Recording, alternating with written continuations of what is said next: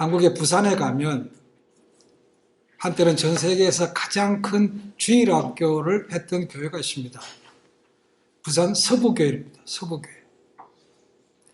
가장 많았을 때가 주일학교 애들이 얼마 있는가? 32,000명이었다고 얘기합니다. 지금은 당연히 그만큼 되지 않습니다. 통계를 보니까 2015년도에는 8,000명으로 내려왔고, 그 다음에 작년 통계 보니까 1,600명입니다. 굉장히 많은 거죠, 그죠? 물론 초등학교에서 중학교로 올라간 애들도 있고, 그 다음에 지금은 결혼도 잘 하지 않지만 또 아기도 많이 낳지 않습니다.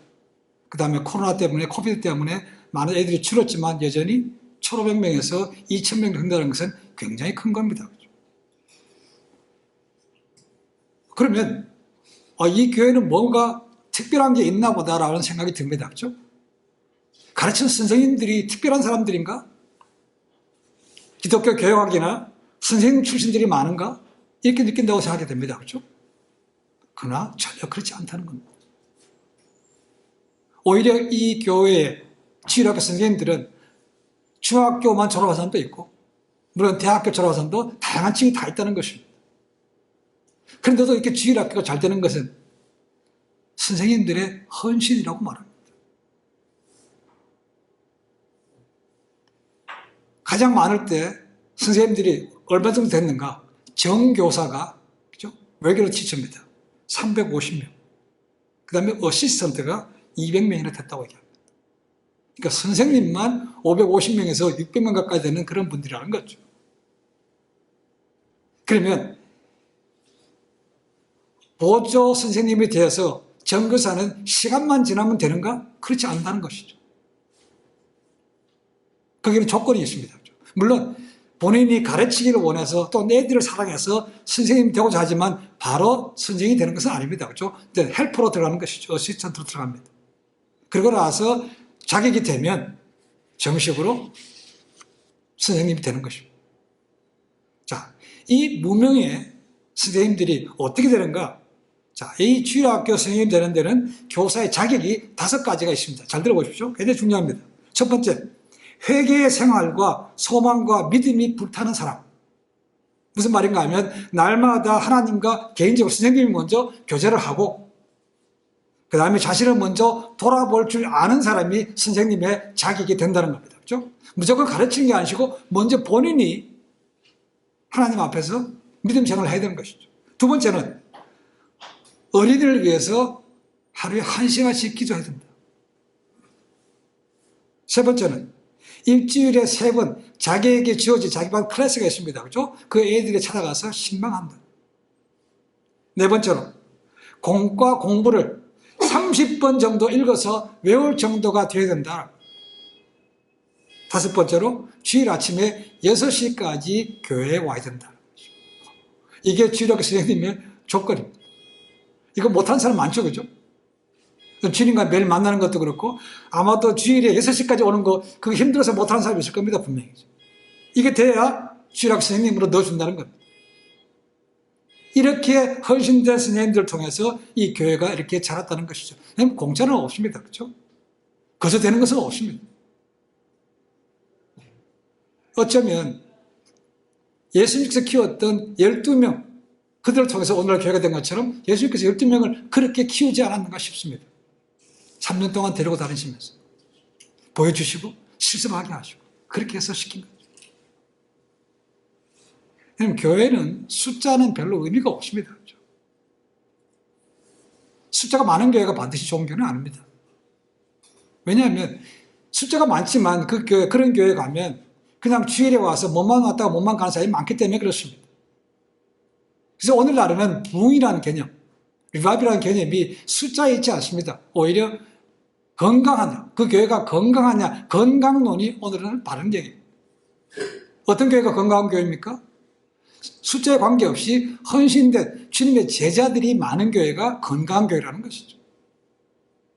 우리가 이미 파레토 법칙이라고 있습니다. 80대 20의 법칙이죠. 경제학자가 만든 것입니다. 이태리 경제학자가 파레토의 법칙. 20%의 사람이 80%의 일을 한다는 것입니다. 오늘 교회 보십시오. 큰 교회 가보시면 20%도 안 됩니다. 일하는 사람들이. 아마 5대 95 정도 될 겁니다. 5%의 사람이 95%의 일을 합니다. 그러니까 일이 몰래 할 게 없는 거죠. 그러니까 일하는 사람 정말 힘든 겁니다. 한 개도 아니고 몇 개씩 할 수밖에 없는 거죠. 그만큼 헌신된 사람들이 있기 때문에 그들을 통해서 교회가 건강하게 돼 가는 거죠. 그러면서 나머지 사람들은 이제 신자로 왔다가 점점 뭐가 돼야 되는 겁니까? 제자로 바뀌어 가야 되는 거죠. 제자로. 그게 중요한 것입니다. 그런 교회가 건강한 교회입니다. 그런 의미에서 본다면 저희 교회는 건강한 교회라고 볼 수 있습니다. 저는 그렇게 확신합니다. 제가 가끔씩 말씀을 드립니다. 하나님께서 우리에게 원하시는 것은 우리의 능력이 아닙니다. 우리의 ability가 아니고 우리의 availability를 요구한다는 거죠. 그럼 능력이 없으면 하나님께서 일을 안 맡기십니까? 그렇지 않습니다. 그렇죠? 부르셔서 예라고 자신을 내어드리면 하나님께서 능력은 주십니다. 이사야 선지자 그랬죠. 그렇죠? 이사야 선지자. 누가 우리를 위해서 갈고 뭐라 그럽니까? 예 주님 예가 이기사니 나를 보내시옵소서. 이게 이사야 고백이었습니다. 그러니까 하나님께서 언제나 부르실 때 내가 아직 준비는 안 됐지만 예 주님 나 같은 자를 쓰시겠습니까? 자신을 내어드리면 하나님께서 받으시고 역사하신다는 거죠. 그럼 기억하십시오. 어빌리티가 아닙니다. 나는 능력도 없는데 나는 대학교도 안 나왔는데 so what? 하나님은 그걸 보시는 게 아니죠. 순종하면 그 다음에 능력을 주시는 것이죠.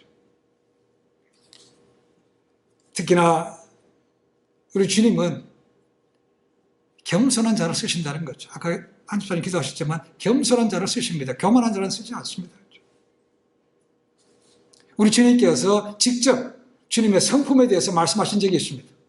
두 가지였습니다. 그렇죠? 마태복음 11장 29절 보시면 나는 마음이 온유하고 겸손하다고 되어 있습니다. 이 두 가지가 주님께서 직접 본인의 성품에 대해서 말씀하신 거예요. 마음이 온유하고 겸손하다. 그러니까 주님은 겸손한 자름을 쓰신 거죠. 겸손이라는 것이 무슨 뜻입니까? 겸손. 영어로 하면 humble, humility 이런 것입니다. 그렇죠? 이 단어가 어디서 나오는가? 라틴 말에서 나왔습니다. 라틴의 humus에서 나왔습니다. humus. 뜻이 뭐라고 했습니까? 흙입니다. 흙. 흙은 어디 가든지 산에 가든지 일 가든지 다 땅에 밟히는 것이죠. 그렇죠? 흙은 밟혀서 그리고 우러러보는 존재라는 것이죠. 그러니까 겸손을 한마디로 얘기하면 낮아지는 것입니다. 낮아져. 왜 낮아져야 됩니까? 낮아지지 않으면 할 수 없는 것들이 너무 많습니다. 내가 이런 위치인데 내가 이런 거 할 수 있어? 그러면 못하는 거죠. 그렇죠?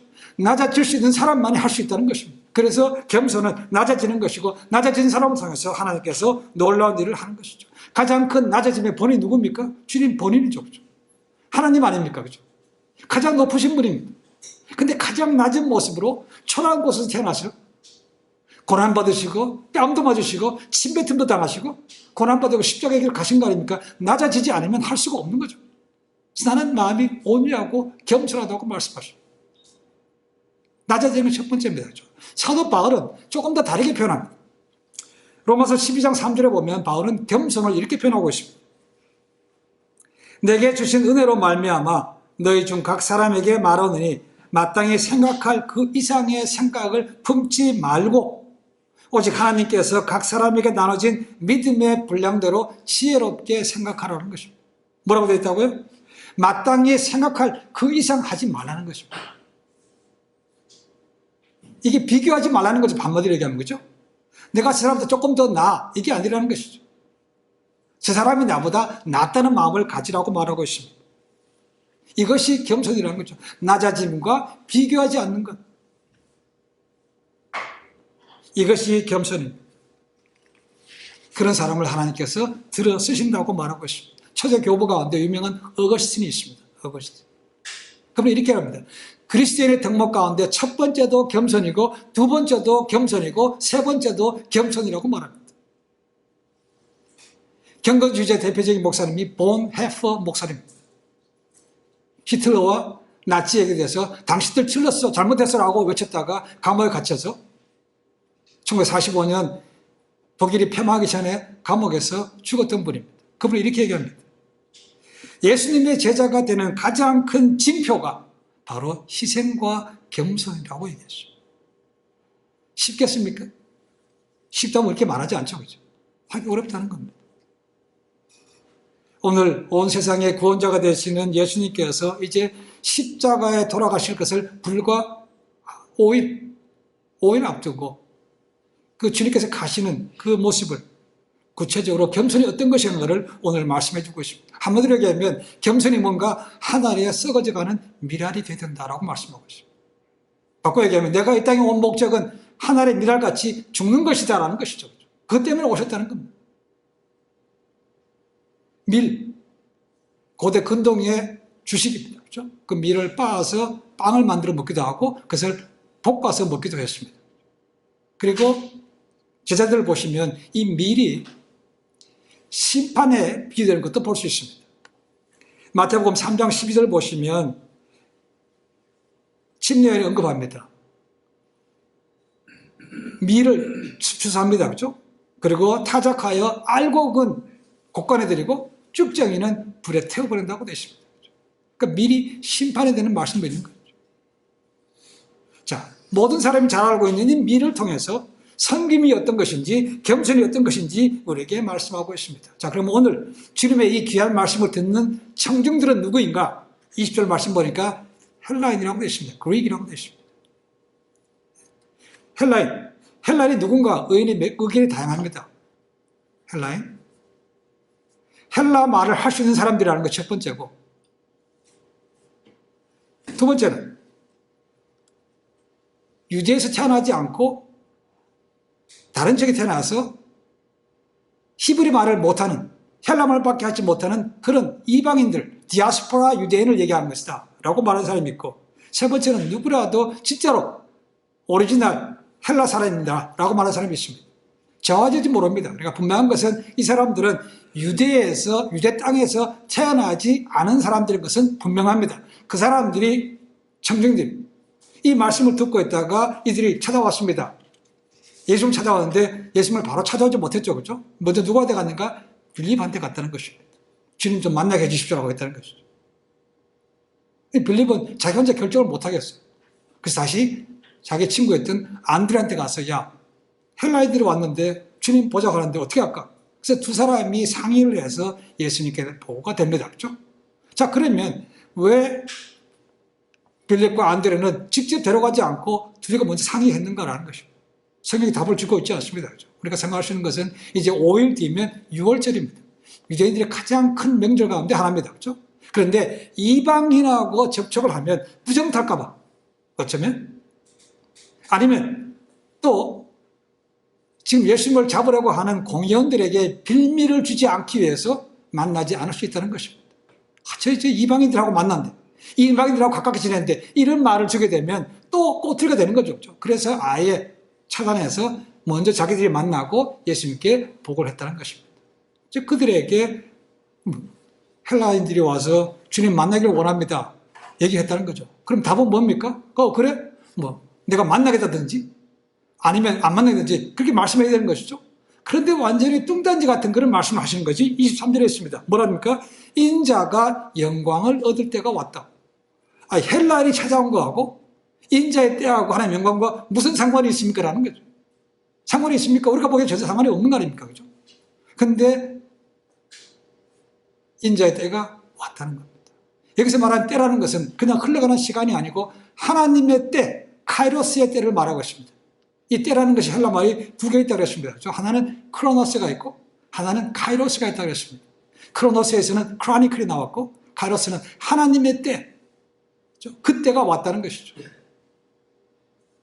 지금까지 예수님께서는 아직까지 내 때가 아니기 때문에, 아직 죽을 때가 아니기 때문에 여러 가지 말은 피했습니다. 그렇죠? 장소를 피했습니다.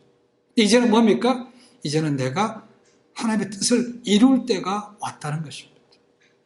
그러니까 이 말씀을 보면 예수님께서 이 땅에 오신 적으로 한 번도 하나님의 뜻이 뭔가를 잊어버린 적이 없다는 겁니다.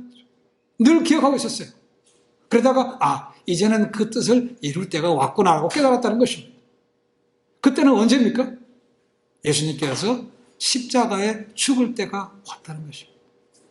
유대인이 아니고 헬라를 찾아온 걸 통해서 이제는 정말로 피하지 못하는구나. 그래서 예수님께서 이제 때가 왔다는 것이죠. 근데 그것이 인자가 영광을 받을 때라는 것입니다. 영광 받는데 왜 영광 받습니까? 이제는 온 세상 죄인들을 위해서 죽으시고 구원을 이룰 때라는 거죠. 구원을 이루게 되면 아버지 뜻이 이루어지는 것이죠. 그러니까 하나님께서 영광이 되는 것이고 본인도 영광 가운데 존귀하게 되는 것입니다. 이 때가 지금 왔다고 말씀하고 있는 것이죠. 자, 그 때가 왔도다라고 하는 이 왔도다라는 헬라의 시제가 현재 완료형입니다. 과거에 시작해서 지금까지 왔는, 물러갈 수 없는, 포기할 수 없는 그런 때라는 것입니다. 이 도저히 예수님께서 피해갈 수 없는 그런 때라는 것을 분명히 알고 있습니다. 그래서 영원할 때가 왔다라고 말씀하고 있는 것입니다. 그러면서 그 힘든 길을 이제 미랄의 비유로 말씀하고 있습니다. 하늘의 미랄이 되겠을 때가 이 땅에 왔고 이제는 그것을 이룬다는 것입니다. 미랄, 주식입니다. 그렇죠? 자, 씨를 뿌립니다. 그 씨가 그대로 있으면 열매가 맺어집니까? 안 맺어집니다. 죽어야 열매가 맺어진다는 거죠. 마찬가지로 예수님께서 내가 죽어야 이 땅에 온전한 구원이 이루신다는 것을 말씀하고 있는 것이죠. 여러분, 세상 법칙은요, 공짜는 없는 겁니다. 그렇죠? 콩 심은 데 콩 나고 팥 심은 데 팥 나는 것이 맞습니다. 무엇인지 뿌린 대로 거둡니다. 그렇죠? 이게 성경의 진리입니다. 그리고 세상 진리이기도 합니다. 근데 오늘 많은 사람들이 뿌리지 않고 거두려고 그래요. 아니면 적게 뿌리고 왕창 거두려고 그래요. 일확천금 노리는 것이 그런 거죠. 그죠? 로또가 그거 아닙니까? 로또. 그게 성공합니까? 그건 하나님 방법이 아닙니다. 그죠? 그렇게 한탕질을 하다 보니까 죄의 유혹에 많이 넘어갈 수밖에 없는 거죠. 성경에 나옵니다. 뿌린 대로 거두는 거죠. 예수님께서 말씀하십니다. 내가 죽어야 이 세상이 산다. 내가 그 길로 간다. 그러면서 뭡니까? 제자들에게 너희도 이 길로 따라오라는 거죠. 이것이 예수님의 십자가 길이고 제자도 와도 관련이 됩니다. 제자도 나를 따라오거든 먼저 자기를 부인하고 자기 십자가를 지고 날마다 쫓으라고 말씀하고 있습니다. 그렇죠? 여러분, 십자가 지는 게 쉽습니까? 영광을 받고 존귀하게 되고 돈 많이 벌고 인기 얻는 거라면 누가 못하겠습니까? 그렇죠? 그게 아니지 않습니까? 나를 따라오려면 십자가 죽으려면 십자가를 지고 가려면 먼저 뭐가 돼야 됩니까? 자기 자신을 자기를 죽이지 않으면 못하는 거죠. 그래서 죽는 게 나온 것입니다. 그렇죠? 똑같은 미랄의 비유가 그 나온 것이죠. 미랄이 죽어야 열매를 맺는 것처럼 나를 따라오는 자들은 뭐라고 합니까?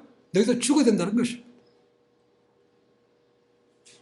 그러면서 뭐라고 합니까? 자기 생명을 사랑하는 자는 잃어버릴 것이요 이 세상에서 자기 생명을 미워하는 자가 영생하도록 보존한다. 사랑하면 잃어버린다고, 잃어버리면 영생을 얻는다고 말씀하십니다. 참 역설입니다. 패러독스입니다. 그렇죠? 패러독스. 성경에는 패러독스가 많습니다. 잃어야 얻는다. 약함이 강합니다. 낮아져야 높아진다. 이게 역설인 거죠. 성경, 예수님께서. 네가 그렇게 붙이려고 하면 너는 잃어버린다는 것이죠. 그런데 반대로 놓으면 네가 영원한 것을 얻는다고 말씀하고 있습니다. 그럼 쉽지 않습니다. 그리고 나를 따라오려면 내가 뭐라 되십니까? 섬기라고 되십니다. 섬기라. 이 섬기라는 단어가 헬라 말로 보니까 디아코네아입니다. 디아코네오. 어떤 뜻입니까? 하인이 주인 옆에서 팔에 수건 거들고 음식 서브하는 겁니다. 접시 나오면 접시 갖다 주고 다 먹으면 가져가고 이것이 섬기는 것입니다. 나를 따라오려면 내 제자가 되려면 너희도 섬기는 자가 되라고 말씀하고 있는 것입니다. 종처럼 그렇게 하라는 것이죠. 이 디아코네라는 단어에서 섬기라는 단어에서 영어에 뭐가 나왔겠습니까? 디컨이 나왔습니다. 디컨. 집사가 그거 나온 것이죠. 집사가 뭐라고요? 하는 것이 아니고 종처럼 섬기는 자가 집사라는 겁니다. 그렇게 섬길 때 내 있는 곳에 그들도 있고 하나님께서 그들을 기억하신다는 겁니다. 이게 얼마나 좋은 겁니까? 그러나 진짜 제자가 되는 것은 정말 쉽지가 않다는 거죠. 그런데 어려운 것을 하면 하나님 아버지께서 기억하신다는 거죠. 그리고 상급도 나중에 주시는 거죠. 십자가의 길은 그만큼 어렵습니다. 사람들은 다 피하고자 합니다. 주님께서도 이 길 가야 되는 거 아십니다. 근데 힘든 것도 아시죠? 그러니까 나중에 기도하는 것도 압니다. 그렇죠? 지금 주님께서 가시는 그 길은 세상 사람들이 기대하는 그 길이 아닙니다. 사람들은 지금 예수님께서 예루살렘에 들어올 때 호산나 부르면서 지금 구원하시옵소서 유대인의 왕이라고 부르는 것은 뭡니까? 야, 들어오면 뭔가 뒤집어지는구나. 그렇죠? 로마에서 해방되는 거구나. 예수님께서 왕되고 따라오는 사람들은, 제자들은 한자리 하고, 야, 이제 권력과 없는 그런 때가 아닌 것이죠. 그죠? 오히려 반대입니다. 죽으러 가는 때라는 거죠. 죽으러 가는 때. 그때가 지금 다가왔고, 그걸 통해서 인자가 영광을 얻는다고 말씀하고 있습니다. 그것도 대단한 거죠. 그죠? 어떻게 죽는 게 영광을 얻는 것입니까? 섬기는 것 정말 쉽지 않습니다. 쉽지 않아요. 그런데 섬기는 것 가야 됩니다. 우리가 뭐든지 넉넉하고 뭐 잘 풀리고 있을 때 섬기는 것은 그나마 좀 쉽습니다. 그죠? 근데 어려울 때, 지금 나도 지금 하기 어려워요. 그럴 때 섬기는 것은 어렵습니다. 마지막으로 한 사람의 얘기를 말씀드립니다. 아시는지 모르겠습니다. 2013년도에 김우수라는 사람에 대해서 이슈가 된 적이 있습니다. 김우수. 그 사람 일대기가 죽은 다음에 알려졌고 영화로 만들어졌습니다. 2013년도에. 타이틀이 철가방 우수씨라는 겁니다. 철가방. 철가방 뭔지 아시죠? 그죠? 중국집에서 배달하는 철가방. 그거 우수씨. 김우수입니다. 57년생이에요. 57년도에 태어났습니다. 근데 2011년도에 죽었습니다. 그리고 2013년도에 그의 삶이 알려졌고 영화로 만들어졌습니다. 주인공이 최수정이었습니다. 근데 출연하면서 한 푼도 돈 안 받았습니다. 영화 주제곡을 김태원 씨가 불렀습니다. 김태원. 근데 그 곡도 헌합했습니다. 이 김우수라는 사람은 미혼모에서 태어났습니다. 그리고 7살 때 버림받아서 보육원에 들어갔습니다. 7살 들어가서 보육원 가서 뭘 하겠습니까? 그죠? 아주 예민하고 돌보고 있는 것이 필요할 때인데 그런 데 갔으니까 이 생활이 안정이 안 되는 것입니다. 조금 지났다가 보육원에서 나옵니다. 초등학교도 졸업을 못한 거죠. 집 나와서 보육원 나와서 갈 데가 어디 있겠습니까? 갈 데가 없는 거죠. 길거리에서 방황하기도 하고 구걸하기도 하고 먹고 지내야 되는 거니까 어떤 데 가면 양주장, 술 만드는 데 가서 그냥 몸으로 뛰는 것도 하고 시장에 가서 찌개도 지고 그러니까 어린 나이에서 힘든 거 안 해본 적이 없다는 거죠. 근데 그러다가 한번 사고를 치게 됩니다. 밤에 술집에서 일하는데 술집에 술 취한 사람이 인간적으로 인격을 모독하는 그런 말을 한 것에 욱해가지고 그 술집에다 불을 질렀습니다. 그래서 방화범으로 잡혀서 1년 반 동안 감옥에 가게 됩니다. 감옥에서 하나님을 만납니다. 그래서 인생이 달라지기 시작합니다. 근데도 여전히 외롭습니다. 주를 만났지만 현실적으로 굉장히 힘든 거죠. 그러다가 우연히 어린이들을 위해서 쓴 잡지책이 사과나무라는 것이 있습니다. 사과나무. 그 책을 읽어보고 펑펑 울게 됩니다. 그 책을 읽어보니까 구구절절히 나오는 얘기들이 orphanage, 고아들이 가는 얘기를 하는 거죠. 얼마나 고생했으면 애들이 어떻게 되고 이런 것을 아주 적나라하게 썼다는 것입니다. 그걸 보면서 펑펑 울었다는 거죠. 마치 자기의 과거를 보는 것 같기 때문에 그냥 눈물이 났는데 그렇게 며칠 동안 울었습니다. 그런데 우는 동안에 그 마음속에서 따뜻함이 올라오는 겁니다. 빛이 마음속에 확 비치는 겁니다. 아, 내가 이 애들을 위해서 살아야 되겠다는 삶의 의미가 생겼습니다. 그래서 이 어린이들을 후원하기 시작합니다. 2006년도에 감옥에서 나왔습니다. 그리고 취직한 곳이 중국집이었습니다. 철가방 들어가는 배달원이죠, 배달원. 2006년도에 이 사람 받는 월급이 75만 원이었다고. 75만 원. 잠자는데 고시원 쪽방 1.5평짜리 한 평 반입니다. 창문도 없는 그런 곳에서 하는데 한 달에 내드는 것이 렌트비가 25만 원. 그러면서 5만 원, 10만 원을 어린이 후원하는데 돈을 냈다는 겁니다. 근데 가보니까 더 하고 싶어요. 그래서 하루에 담배 2갑씩 폈는데 담배 끊었습니다. 그리고 술도 소주를 2병씩 마셨는데 그 술도 끊었습니다. 그래서 한 명을 더 후원하게 됐다는 것이죠. 그렇지만 그를 알아준 사람 아무도 없습니다. 아무도 기억하지 못합니다. 이 사람이 전화를 가졌는데 전화 걸 사람도 없고 전화를 받을 사람도 없다는 것이죠. 근데 달라진 것이 뭐냐면 그것도 기쁘다는 겁니다. 이 사람은 자기 스스로를 뭐로 느끼는가? 나는 왜 이런가? 나는 왜 이런 집에 태어났는가? 이게 아니고 굉장히 자부심이 강한, 나는 기부천사야. 기부하는 배달원이야. 철가방 하는 사람이라는 거죠. 아까 제 영화 제목이 그죠, 그죠? 철가방. 무수시. 비록 중국 배달원은 하지만 굉장히 애들을 후원하는 것에 대해서 자부심을 가지고 지냈다는 것이죠. 그러다가 2011년도 9월 23일 날 강남구 일원동의 교차로에서 마주오는 차가 오토바이를 들이박습니다. 그 이틀 뒤에 죽습니다. 그 전까지는 이 사람이 누군지도 모릅니다.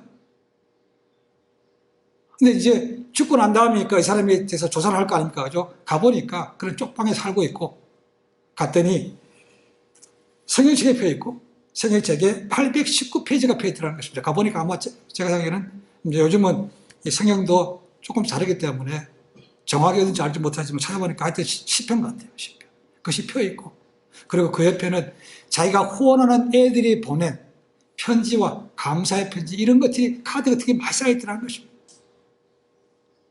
그러니까 이 사람은 매일매일 성경 말씀을 보면서 또 자기가 후원했던 애들이 보낸 것을 읽으면서 굉장히 마음의 위로와 기쁨을 받았다는 것을 생각할 수 있습니다. 실제로 그 함께 일했던 다른 배달원은 그렇게 얘기하는 거죠. 아, 그 형은 늘 자기가 인생을 바뀐 것이 후원하는 것 때문에 바뀌었다고 아주 자랑스럽게 얘기했다는 것입니다.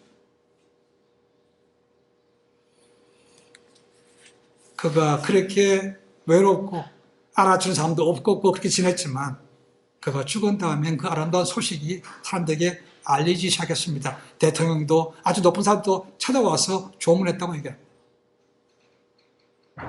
그리고 무엇보다도 이 사람의 얘기를 글이 알려지니까 어린이들을 후원한 익명의 사람들이 진짜 많이 생겼다고 얘기합니다. 너도 나도 익명으로. 그래서 애들한테 도움 주는 것이 이 우수를 통해서 이루어졌다는 것이죠. 이런 삶이야말로 진짜로 여기서 말하고 있는 하늘에 썩어져가는 미랄의 삶인 것이죠. 지금도 저희가 어린이 후원하는 아주 큰 단체가 하나 있습니다. 월드비전이 있습니다. 월드비전. 아마 2005년도에 제가 유타에서 섬길 때 우리 한덕사님 친구들인데 월드비전 부사장이 와서 우리 교회에 알려줬습니다. 그래서 후원하자. 그래서 후원하는 그 서약서 쓰고 했는데 그때부터 지금까지 한 달에 30불 1년에 한 번씩 날라옵니다. 아프리카 쪽에서. 지금 많이 컸습니다. 그 사람들도 이제 크고 나면 바꾸고 또 이름을 바꿉니다. 다른 사람에서. 아무것도 아닌 것 같지만 그것이 굉장히 큰 게 되는 것이죠. 정말 세상적으로 무명했던 이 한 김우수라는 사람을 통해서 하나님께서 영광을 받으시고 또 많은 어린이들에게도 도움이 된 것이야말로 하늘에 썩어져가는 미를 통해서 열매 맺는 삶이 되지 않았겠습니까? 섬기는 것은 가정이 넉넉하지 못하다고 해서 하지 못하는 거 아닙니다. 또한 넉넉하다고 해서 할 수 있는 것도 아닙니다. 저는 내가 주님의 제자인가, 내가 은혜 받은 자인가 하나님 깨달으면 섬길 수가 있는 것이죠.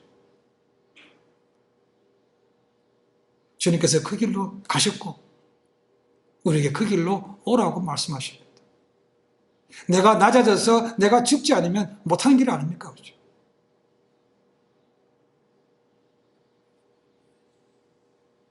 죄가 큰 곳에 은혜가 크다고 사도 바울이 얘기했습니다. 그렇죠?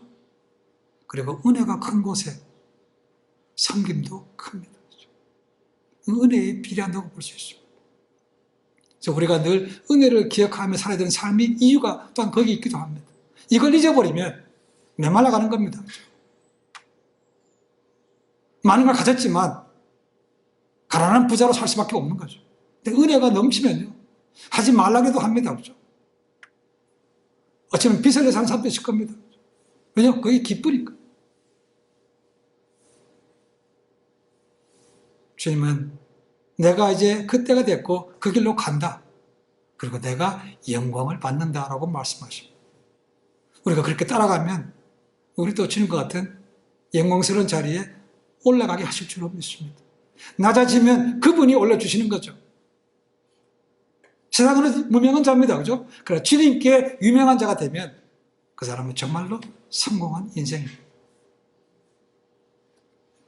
오늘 이후로 세상 다른 것, 눈에 보이는 거 좋은 거 많습니다. 그죠? 하고 싶은 거 많습니다. 그거 보지 마시고 주님의 뜻을 위해서 가셨던 하늘에 썩어져가는 미를 통해서 온 세상에게 생명 주셨던 그 주님을 바라보고 똑같이 그와 같은 미련이 되어서 많은 풍성한 열매 맺고 하나님 앞에 쓰임받는 그런 복된 삶이 되시기를 주님을 간절히 축원해 드립니다. 기도하겠습니다.